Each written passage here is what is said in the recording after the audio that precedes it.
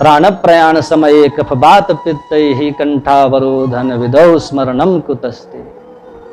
बोले जब मरने का समय आएगा तो प्राण प्रयाण समय कफवात पित्तैहि, कफ वात पित्त तीनों प्रकृति दूषित हो जाते हैं और उस समय ईश्वर का गुरु का स्मरण होना बड़ा कठिन होता है, बहुत कठिन होता है। शरीर की 72,000 नाड़ियां फटने लगती हैं। मरते समय प्राणी को कितना दुख होता है।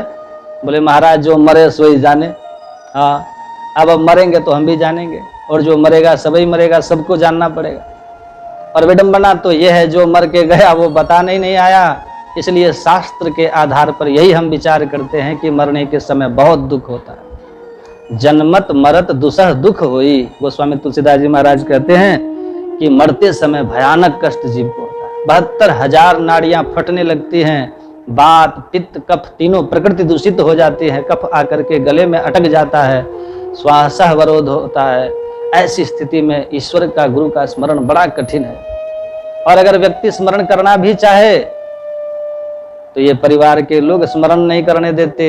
डॉक्टर कहते हैं कि अब ये मरने वाले हैं तो फोन करके अब सबको बुला लेते हैं, चले आओ दादाजी जाने वाले हैं। सब आ गए, नाती पोता परपोता बहू बेटा जो जहाँ थे सब आ गए, जैसे तैसे बाबूजी को देखने के लिए सब घेर करके बैठ जाते हैं और फिर कहते हैं ये देखो ये फलाने आए हैं, ये देखो ये आपसे मिलने आए हैं।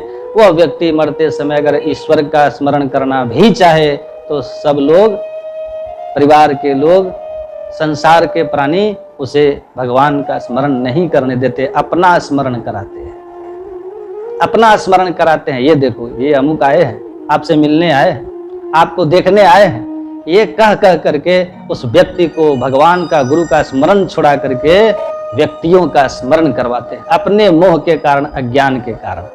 उचित तो यह है किसी का प्राणांत होने वाला हो, तय हो जाए कि अब ये मर ही जाएगा, उस समय वहां पर कोई भी प्रपंच की बात नहीं करनी चाहिए, संसार की कोई बात नहीं करनी चाहिए। ईश्वर की चर्चा कीजिए, गुरु की चर्चा कीजिए, गीता का पाठ सुनाइए, रामचरितमानस का पाठ सुनाइए, ईश्वर का नाम लीजिए, गुरु का नाम लीजिए। इस प्रकार का वातावरण वहां पर उपस्थित करना चाहिए जिससे उस जीव को ईश्वर का स्मरण हो जाए, गुरु का स्मरण हो जाए और वो ईश्वर का स्मरण करते हुए दुनिया से चले जाए। इसी के लिए तो सारा साधन है। जन्म जन्म मुनि जतन कराही, अंत राम कहीं आवत नाही। इस चौपाई का एक अर्थ लोग ये भी कर लेते हैं कि जन्म जन्म मुनि जतन कराही, अंत राम कहीं आवत नाही।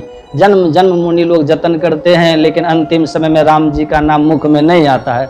ये सीधा सीधा अर्थ लोग समझ लेते हैं, लेकिन इसका विशेष अर्थ ये है कि जन्म जन्म मुनि जतन कराही, जन्म जन्म से मुनि लोग जब जतन करते हैं तो अंत राम कही, अंतिम समय में राम का स्मरण हो जाता, गुरु का स्मरण हो जाता, तो फिर आवत नहीं, फिर वो जीव संसार में नहीं आता है, सदा के लिए मुक्त हो जाता है। ये तात्पर्य है इसका। जन्म जन्म मुनि जतन कराही, अंत राम कही, फिर आवत नाही।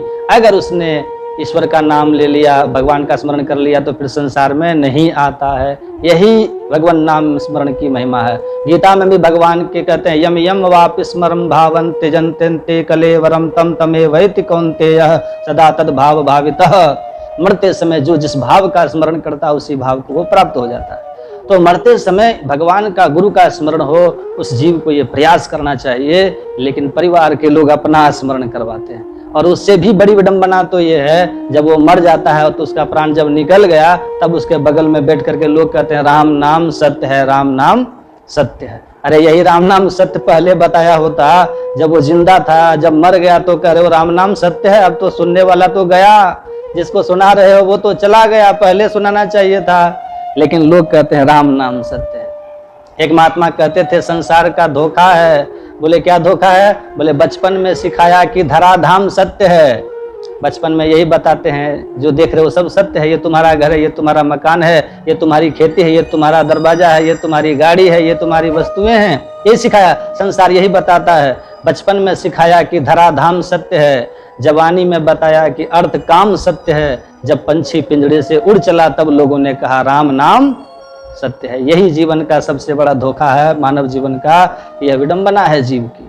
बंधुओं, तो भगवान के चरणों में आज ही हमारा मन लग जाए, प्राण प्रयाण समय कफवात पित्तैः कंठावरोधन विदौ स्मरणम कुतस्ते। कहाँ आपका स्मरण होगा। इसलिए हे प्रभु, आपके चरणों में मेरा मन लग जाए। मैं आपको प्रणाम करता हूँ।